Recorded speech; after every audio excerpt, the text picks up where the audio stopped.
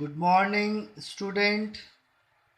In class 6 geography, today we will be discussing about North America, rivers and lakes. Some important rivers and lakes. Already I have given you the name and you have already marked in your map. Now let us take a look at the most important rivers and lakes of North America. The rivers that flow northward are the Mackenzie River and the Nelson River. Nelson has its source in the Lake Winnipeg and flows into the Hudson Bay, and the Mackenzie River has its source in the Great Slave Lake and it flows into the Arctic Ocean. Let's see this river. You can see over here, this is the Mackenzie River.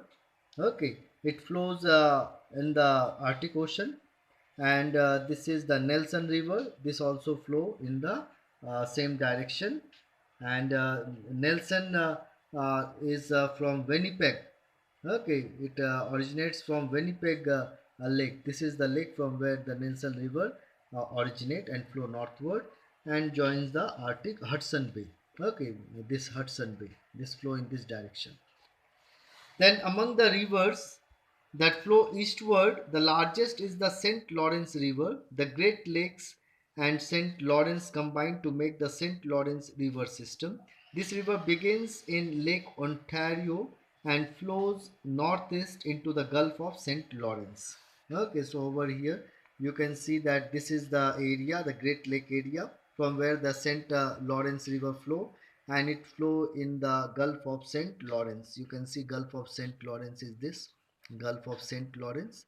That is, from here it flow in the Gulf of St. Lawrence. Then the Mississippi and Missouri flow southward into the Gulf of Mexico. The tributaries of Mississippi are the Ohio, the Arkansas, and the Missouri. The Mississippi Missouri is the largest river system in North America. The Rio Grande River is also called the Rio Bravo. Okay, another name for Rio Grande is Rio Bravo. Originates from Colorado Plateau. It is one of the longest rivers in North America. You can see over here. Okay, this is the Missouri River and the other tributaries, the Arkansas and uh, the Ohio River. They all join the Mississippi River system and flow in the Gulf of Mexico. Then another important river is the Rio Grande or the Rio Brave River. You can see over here. It originates from the Columbia Plateau, this region. Okay, Columbia Plateau. From here it originates Rio Grande or Rio Brave, and it is one of the longest river system of North America. Then finally, take a look at the rivers that flow towards the west. These rivers are the Yukon that flow into the Bering Sea, the Columbia River, which used to be called the Oregon earlier and has its source in the Columbia Lake. It reaches the Pacific Ocean through a large estuary, and the Colorado River flows into the Gulf of California. Its source is Grand Lake. Then Fraser River originates from the Rocky Mountains and it flows into the Strait of Georgia.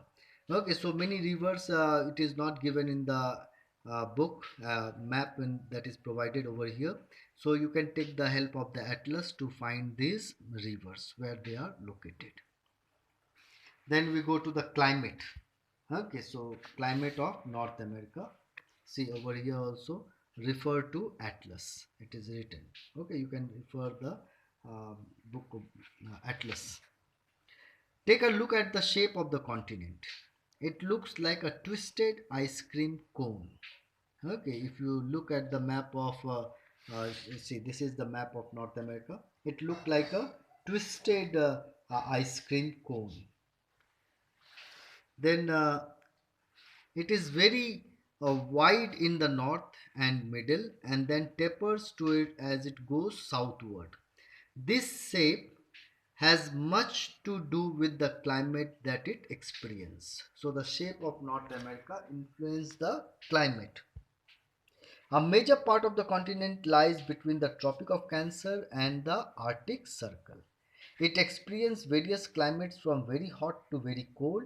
Let us look at the factors which influence its climate. Okay, so there are various factors which influence the climate of North America. So first is the latitude.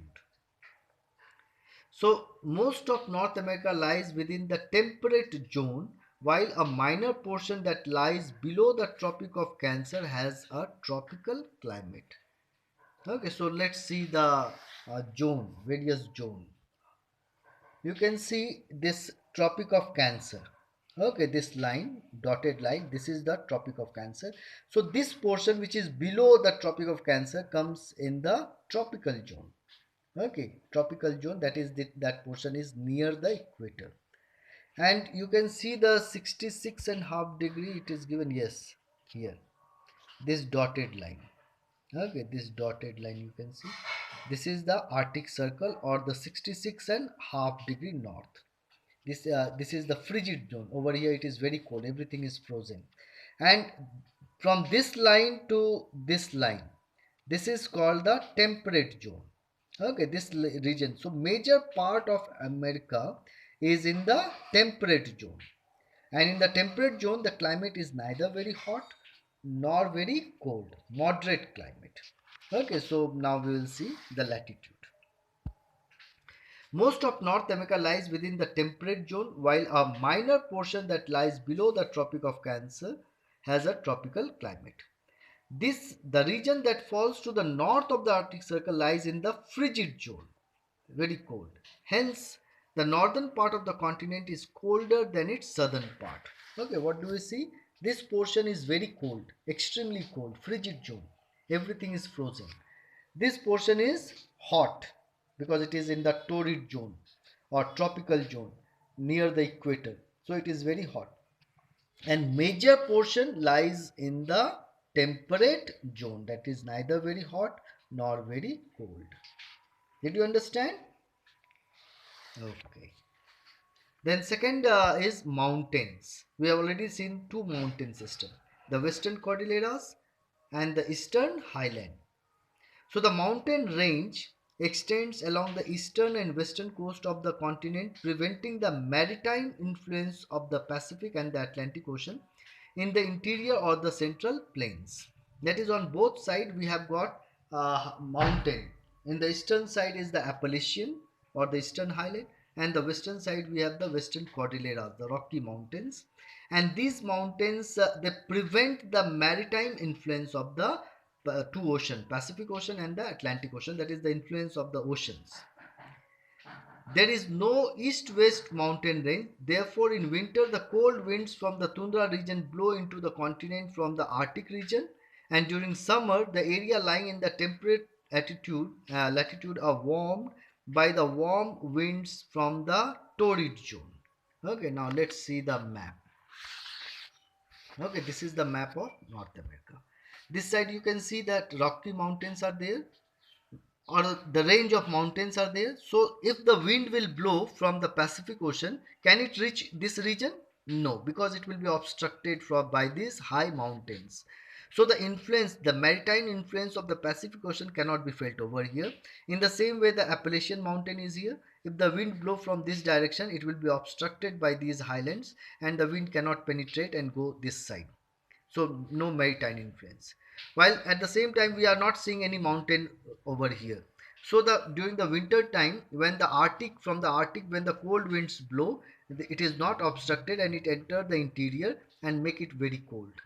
And during the summer time, the hot wind enter from here, because this side also we don't see any mountain. So the wind enter and make this area very hot. Okay, so this is about the mountain and how it plays an important role in determining the climate of North America. Okay, so we have discussed latitude and mountain. Read this and try to understand. If you have any doubt, you can ask. Then about size and ocean currents and wind, we will discuss in my next video. Okay, take care. Thank you.